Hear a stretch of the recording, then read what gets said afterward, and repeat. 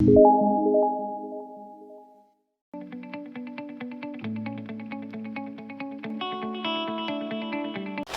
everyone, welcome to the doctor's office. I'm Dr. Ben. I'm an emergency medicine physician practicing out in the beautiful Midwest. And here on this episode, I'd like to talk to you about bacon. JK. I'm here to talk about cholesterol, what it is, what it means for you, how we diagnose high levels of cholesterol, how to prevent that, and how do we treat it, and why you should care. Stay tuned.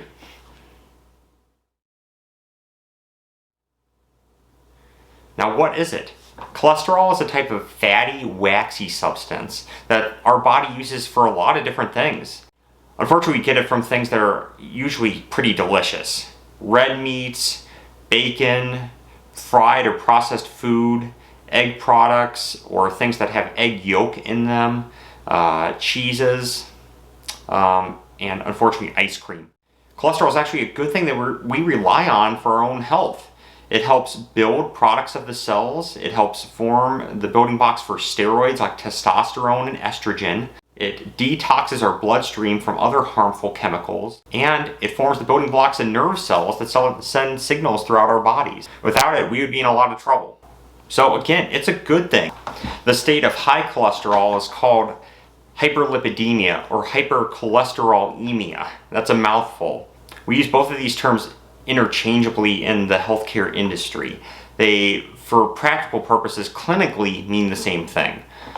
But how can we remember these terms? They don't make any sense. Well, let me break it down for you. So the prefix, or what comes before the word hyper, means too much or in excess of. The suffix, or what is at the end of the word emia, just means in the blood. So you can think hyperlipidemia, too much fat in the blood, or hypercholesterolemia, too much cholesterol in the blood. I did literally find that hat. So as we gain fatty tissue, as we get older, if we eat too much of it in our diet, those levels of cholesterol go from a level that's healthy to a level that's in excess of, or hyper. For some people, unfortunately, they can't help prevent it even with diet. It's due to genetics. And there's a family of diseases that run from family members to family members where they are going to have too much cholesterol always despite what they eat. But for most people, it's dependent on their diet, their age, and their exercise habits. When you get too much cholesterol in your blood, it can build up these fatty deposits on your blood vessels, which can lead to heart attack, stroke, peripheral vascular disease, which just means you don't have enough blood flow in your extremities, or even gallstones. The best way I can describe for you how this might happen, or to make an analogy, would be to think of a garden hose. And think if I was running a bunch of muck through the garden hose. Eventually, over time, that muck is going to form a film on the inside of the garden hose. And when that happens, the flow of water through the garden hose is going to get narrower and narrower and narrower until there's almost no water coming out of the hose. Now, if you can imagine, at the other end of that hose is your brain, and the water is your blood, and if it's not getting enough water or blood, you're going to have a stroke, meaning part of your brain is going to die. The same thing with a heart attack. If your heart doesn't get enough blood pumping to it through its arteries, then it will die or become ischemic, meaning it doesn't have enough blood flow. That could cause a heart attack. And that's why we as doctors care so much about cholesterol. It really makes a difference. So how can you tell if you have too much cholesterol? Well, this is one condition where we really need a blood test to help diagnose this. A lot of things that we can do in medicine are just based on us listening to the story or physical exam, but this is something where a blood test is paramount.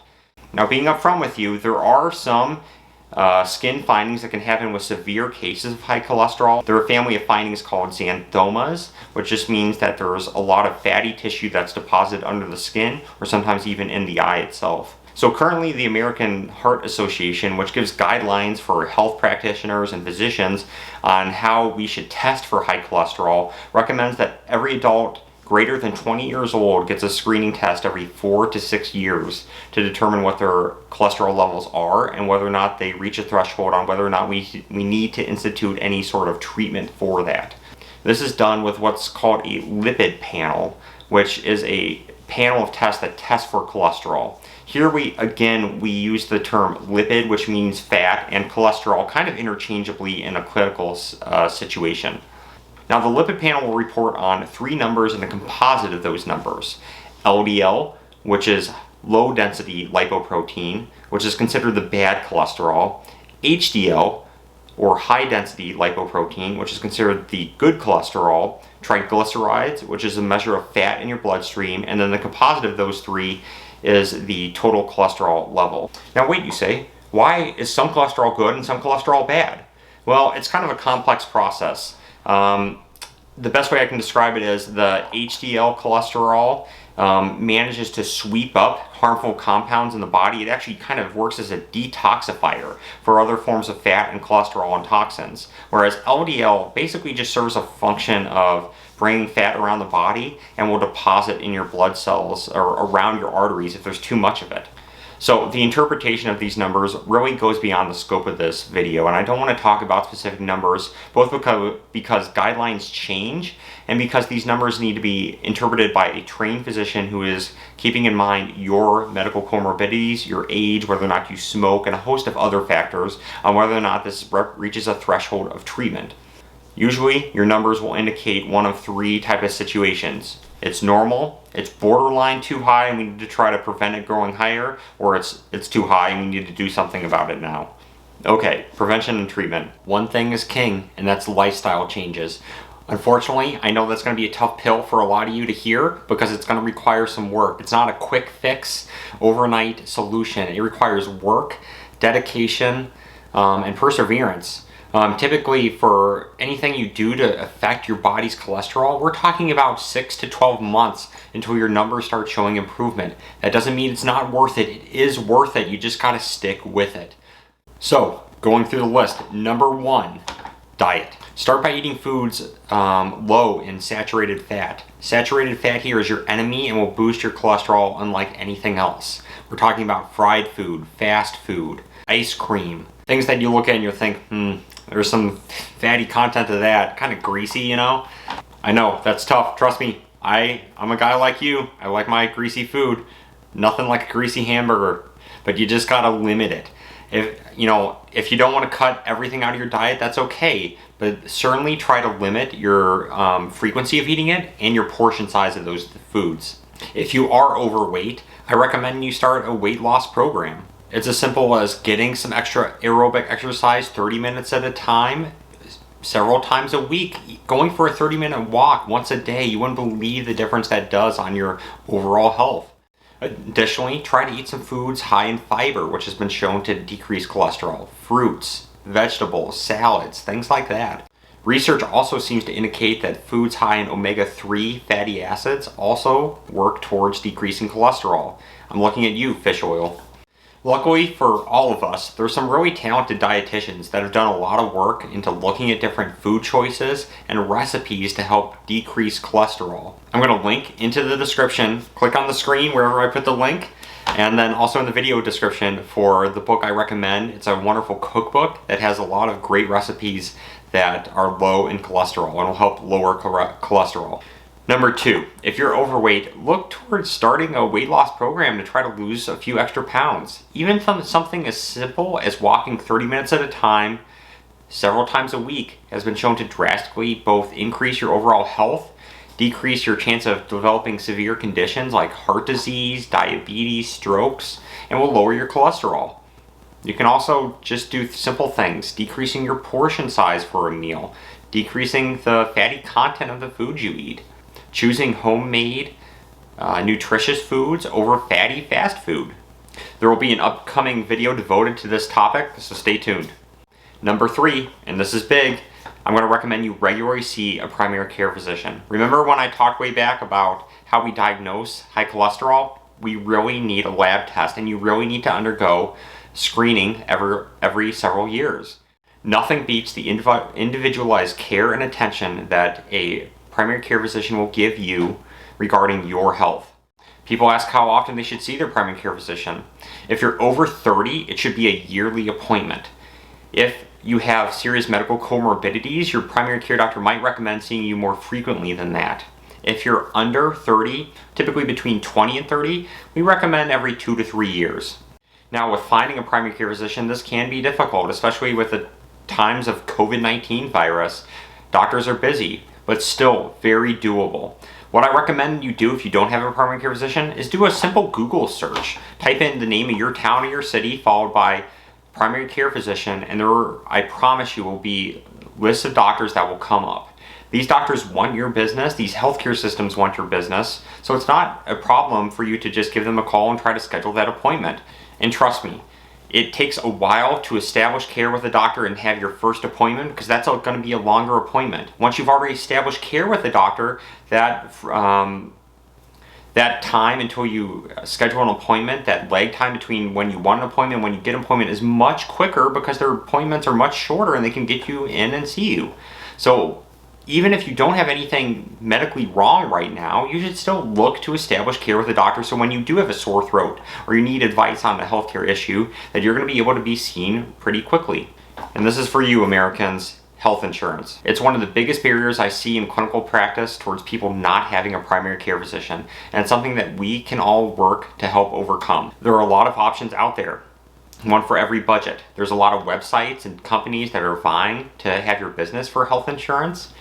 I personally recommend you go onto a marketplace type website that will get you quotes from several different insurance carriers and will help you decide which one is best for you. The one I recommend is eHealthInsurance.com. I'll give you a link on the screen and in the description below to that website. They work with the nation's largest insurance carriers such as Aetna, United Healthcare, Kaiser Permanente, Cigna, even Medicare. What's stopping you from going on their website, typing in your information, and getting a free quote and seeing what you can afford? All right, number 4. After seeing a primary care physician, they may take a look at your health history or the numbers of your cholesterol panel and say, hey, this is something where we need to start medication, and that's okay. They may recommend this in isolation or with the lifestyle changes I talked about. That decision usually depends on whether or not you already have existing heart disease, strokes, or other medical comorbidities. The most common initial medication for high cholesterol is going to be something called a statin. That's the class of medications. The classic one in that class is something called Lipitor, or the generic of that, which would be atorvastatin. These medications help reduce your body's harmful levels of cholesterol. Choosing which medication and what dose is going to be a conversation between you and your primary care physician, so I'm not going to give you particular advice on what medication is best for you, because it depends on a lot of different things, and that's why we as doctors go to medical school. Before you say, hey, Dr. Ben, I feel like medication is expensive. Okay, I hear you. But I would say that cholesterol medication tends to be some of the cheapest medication out there, and there's a lot of good discount prescription drug programs out there. The one that I often just tell patients in the emergency department about is something called GoodRx.com, and I'll link that again in the description and on the screen. It's a program that's totally free that helps you get the best rates on prescription drugs. You don't even have to create an account. Okay, and now as an aside, as a doctor, I recommend you take your medications as we prescribe them to you. There's a reason we prescribe them to you. We want you to take them. We want you to be the healthiest as possible.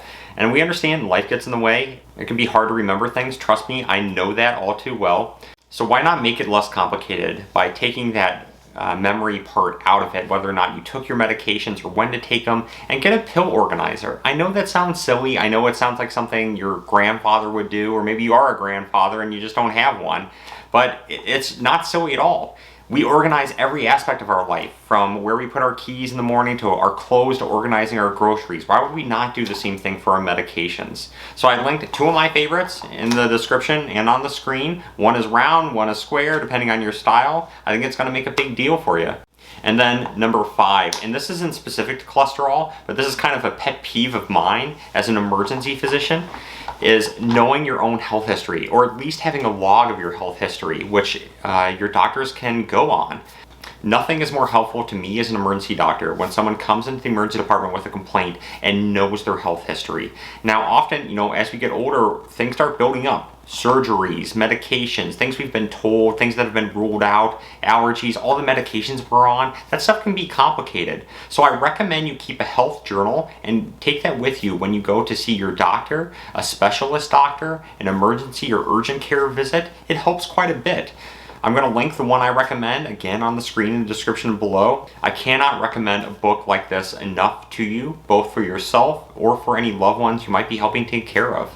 And with all these changes, I think we can start learning what cholesterol is and how we lower cholesterol. And I'm excited for you to start this journey, but you got to stick with it. Again, it takes about 6 to 12 months to start impacting your numbers. So why not start today? Take a look at the description of things that I listed again. Take a look at different lifestyle changes that you can make to impact your own health. But again, they call lifestyle changes for a reason. It has to be a part of your life. So I recommend you make healthcare a priority in your life, and I think it will pay dividends. And as always, stay happy, healthy, informed, and empowered. Hello again, Dr. Ben here. I just want to thank you so much for watching this video. My hope is that it informs, encourages, and empowers you to take control of your own healthcare. I just want to remind you though that this video is not meant to substitute a doctor-patient relationship between you and your doctor. So I recommend if you don't have a doctor that you call one in your area to establish care. And if you do have a doctor and have further questions or concerns about things I raised in this video, that you call them to schedule up a follow-up appointment. Thanks.